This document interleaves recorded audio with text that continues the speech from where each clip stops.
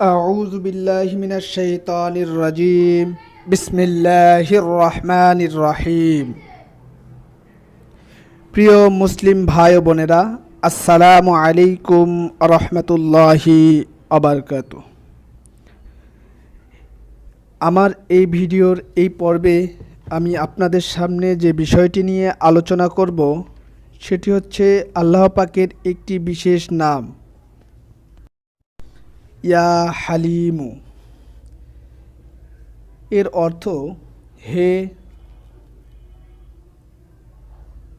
স্থিরশীল, হে স্থিতিশীল, মানে স্থিতিশীল, থেমে থাকা, জায়গায় থেমে রাখা বা রাখা। তো আল্লাহ পাক রব্বুল আলামিন আমাদেরকে, উনি চাইলেন একটি জায়গায় থামিয়ে রাখতে, সেখান থেকে আমাদের কোনো ক্ষতি হবে না, এরকম, এই জন্য আর কি ইয়া হালিমু।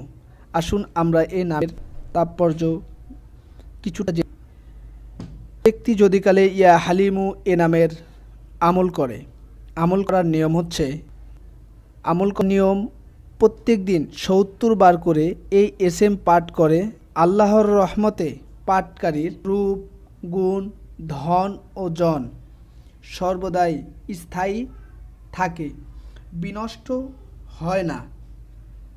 ধন্যবাদ সবাইকে আমার ভিডিওটি দেখার জন্য। ভিডিওটি ভালো লাগলে অবশ্যই আমার চ্যানেলটিকে সাবস্ক্রাইব করবেন এবং আমার এই কষ্টের মূল্য সাবস্ক্রাইবের বিনিময়ে পরিশোধ করবেন। এর আরও একটি তাৎপর্য রয়েছে, সেটি হচ্ছে এই এসএমএ মোবারক ৩৬৫ বার মেশক জাফরান কালি দিয়ে লিখে ধুয়ে ওই পানি ব্যবহারে মালের উপর ও দাড়িপাল্লায় ছিটিয়ে দিলে ইনশাআল্লাহ ব্যবসায় উন্নতি ও বরকত হয়। গৃহপালিত পশুর গায়ে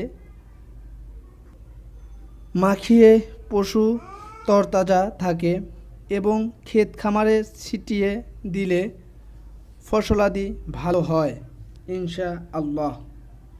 এই ভিডিও থেকে আমরা বুঝতে পারলাম ইয়া হালিমু নামের যে তাৎপর্য এবং বরকতময় রয়েছে। তো আসুন আমরা সকলেই এই নামটি আমল করার চেষ্টা করব। অবশ্যই আমলকারীকে নামাজি হতে হবে, তাকে অবশ্যই নামাজি হতে হবে। আসুন আমরা যারা এখনও নামাজ ধরি নাই, নামাজ পড়ি না, তারা অবশ্যই আমরা নামাজ পড়ব। আল্লাহ পাকের হুকুম,